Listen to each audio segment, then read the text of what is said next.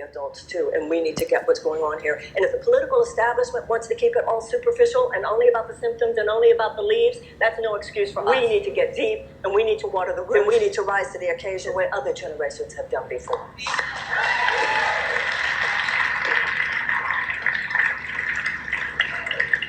Because when we do, and if we do, we talk about why those children aren't helped. We should be rescuing those children no differently than if they were the victims of a natural disaster. This is a huge humanitarian emergency in our midst. When you have 40% of all Americans who are having a trouble on a daily basis, chronic economic stress and anxiety, chronic on a daily basis, not knowing exactly what they'll do if there's really a hit on their on the costs that they must address, whether it has to do with transportation or health, their rent, their work, whatever it is. You have a sea of human suffering in the richest country of the world. So let's talk about why. Why is it that these children aren't being helped? Well, they don't work, do they? So they don't have any financial leverage. Not old enough to work.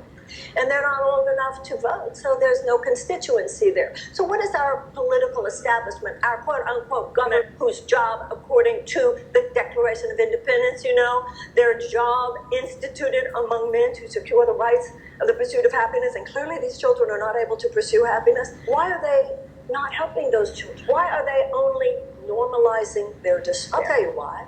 Because our government has become so corrupt. Because at this point, we're not a government of the people, by the people, and for the people. Let's not kid ourselves, ladies and gentlemen. We have transitioned over the last 40 years. We've actually reverted. Just like a person regresses, a nation can regress. And we have regressed. We have regressed from a functioning democracy to a functioning oligarchy, whatever you want to call it. At this point, we do not function so much as a government of the people, by the people, and for the multinational corporations, by multinational corporations, and for multinational corporations. The dark influence of money, called dark money, on our governmental system is so great that there is more advocacy to enable those who are already... The newspaper and WNYC Radio have released audio revealing Clinton's reaction to those attacks and her criticism of the Bush administration and New York Mayor Rudy Giuliani, insisting that air quality over the city was, quote, safe and acceptable. Listen to this. Maybe in the immediate aftermath, the first couple of days, nobody could know. But a week later, 2 weeks later, 2 months later, 6 months later, give me a break. They knew and they didn't tell us the truth. The question is, what are we going to do about it? I get that. But how does one stand up? How do people stand up who know this is wrong? The concern, of course, is that if you laugh this off or say it's just Donald Trump, that's the way he is. We are desensitizing people by the day. People were being told it's safe to work there, it's safe to go back to school there, it's safe to work on the pile. I get so upset. It was not only unjustified. It was manslaughter. It's manslaughter on the part of the and put their names and faces on this, if this is what they support, or to finally force them to speak out against what is clearly wrong. How does that happen? How do we do that?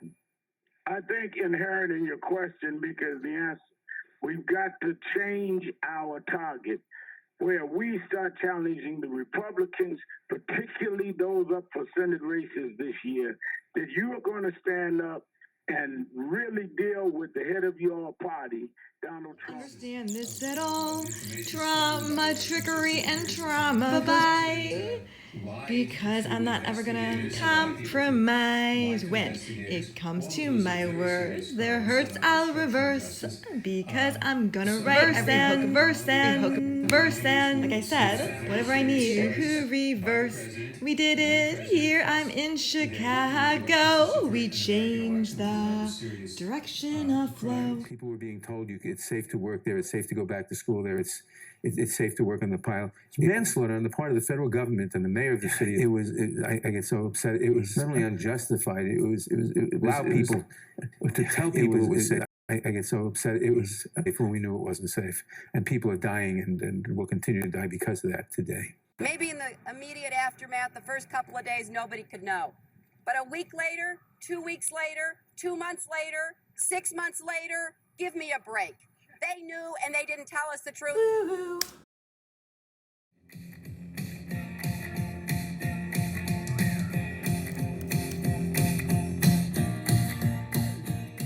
Work seriously, does well, takes school.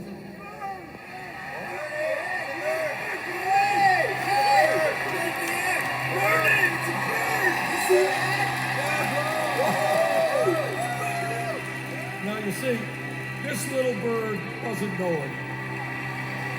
Oh.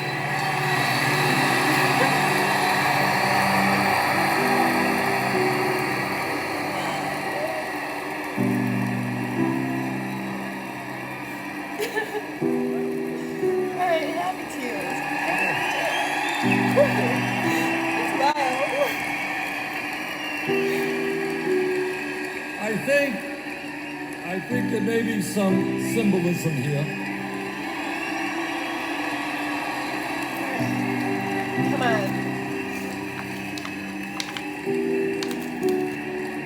I know it doesn't look like it, but that bird is really a dove asking us for world peace. No more war.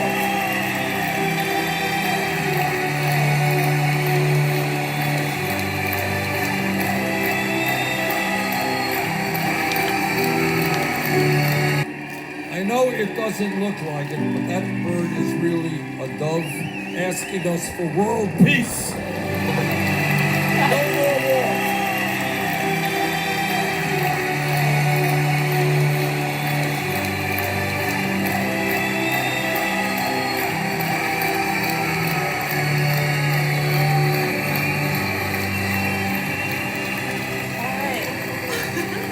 A bird.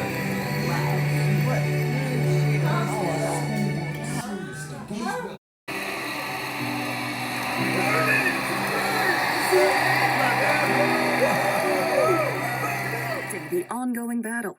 C1 will let me move forward. 9 days after he submitted his written answers, didn't the president say publicly that he, quote, decided not to do the project, unquote?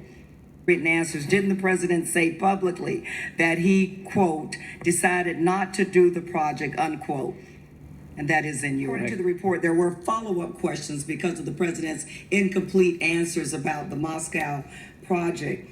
Did the president answer your follow-up question? According to the report, there were follow-up questions because of the president's incomplete answers about the Moscow. Did the president answer that he, quote, decided not to do the project? That is in your. According to the report, there were follow-up questions because of the president's incomplete answers about the Moscow project. Did the president answer your follow-up questions either in writing or orally? No.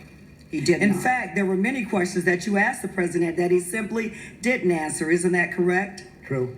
And there were many answers that contradicted other evidence you had gathered during the investigation. Isn't that correct, Yes. Director Mueller? Well, the president in his written answer stated he did not recall having advanced knowledge of WikiLeaks releases. Is that correct? That's what he said. But didn't your investigation uncover evidence that the president did in fact have advanced knowledge of WikiLeaks public releases of emails damaging to his opponent? And I can't get into that area. We found the president to be credible. That you found Gates and Cohen to be credible in their statements about WikiLeaks. Those areas I'm not going to discuss. Okay. Could you say, Director Mueller, that the president was credible? I can't answer that question. Director Mueller, isn't it fair to say that the president's written answers were not only inadequate and incomplete because he didn't answer many of your questions, but where he did, his answers showed that he wasn't always being truthful? Generally. Director Mueller, it's one thing for the president to lie to the American people about your investigation, falsely claiming that you found no collusion and no obstruction, but it's something else altogether for him to get away with not answering your questions and lying about them.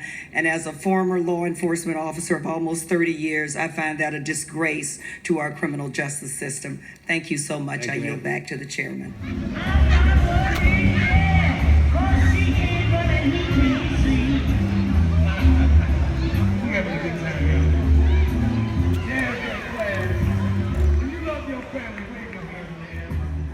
You know, we had already received this 448-page document that showed us 10 instances of obstruction of justice. We used to have to do these area drills where you'd get under your desk or you'd get out in the hall and put your hands over your neck because we were concerned about tornadoes and about the Soviet Union. Actually welcome it.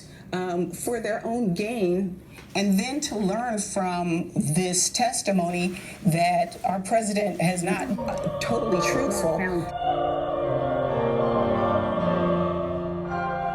owes the American people some answers on some really important questions, like why he chose not to interview the president. Yeah, I'm not going to talk about that. Is that not a conflict of interest? I'm not going to talk about that. Are you aware that Ms. Jeannie Rhee represented Hillary Clinton in litigation regarding personal emails originating from Clinton's time as Secretary of State? Yes. Did you know that before she came on the team? No. Aaron Zelbley, the guy sitting next to you, represented Justin Cooper, a Clinton aide who destroyed one of Clinton's mobile devices. And you must be aware by now that 6 of your lawyers donated $12,000 directly to Hillary Clinton. I'm not even talking about the $49,000 they donated to other Democrats, just the donations to the opponent who was the target of your investigation. Can I speak for a second to the hiring practices? Sure. We strove to hire those individuals that could do the job. I've been in this business for almost 25 years. And in those 25 years, I have not had occasion once to ask somebody about their political affiliation. It is not done. In those 25 years, I have not had occasion once to ask somebody about their political affiliation. It is not done. What I care about is the capability of the individual to do the job and do the job quickly and seriously and with integrity. But that's what I'm saying, Mr. Mueller. This isn't just about you being able to vouch for your team. This is about knowing that the day you accepted this role, you had to be aware no matter what this report concluded, half of the country was going to be skeptical. What I care about is the capability of the individual to do the job and do the job quickly and seriously and with integrity. And let me one other fact that I put on the table, and that is we hired 19 lawyers over a period of time. Of those 19 lawyers, 14 of them were transferred from elsewhere in the Department of Justice. Only 5 came from outside. I wonder if not a single word in this entire report was changed, but rather the only difference was we switched Hillary Clinton and President Trump. If Peter Strzok had texted those terrible things about Hillary Clinton instead of President Trump, if a team of lawyers worked for, donated thousands of dollars to, and went to Trump's parties instead of Clinton's, I don't think we'd be here trying to prop up an obstruction allegation. My colleagues would have spent the last 4 months accusing your team of being bought and paid for by the Trump campaign, and we couldn't trust a single word of this report. They would still be accusing the president of conspiracy. They would be accusing your team of aiding and abetting with that conspiracy. And with that, I yield back.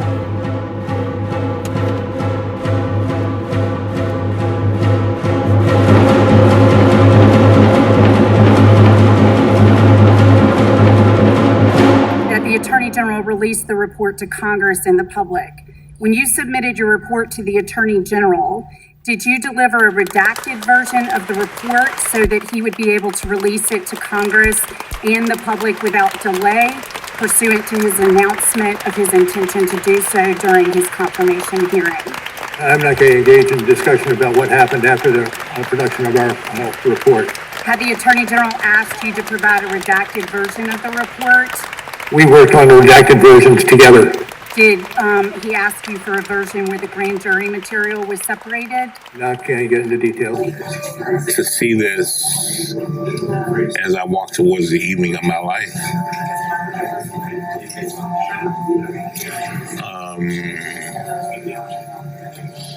it makes me want to work night and day for the rest of my life to try to make sure that we make the best of the situation. This is bigger than Trump. This is about the soul of our democracy.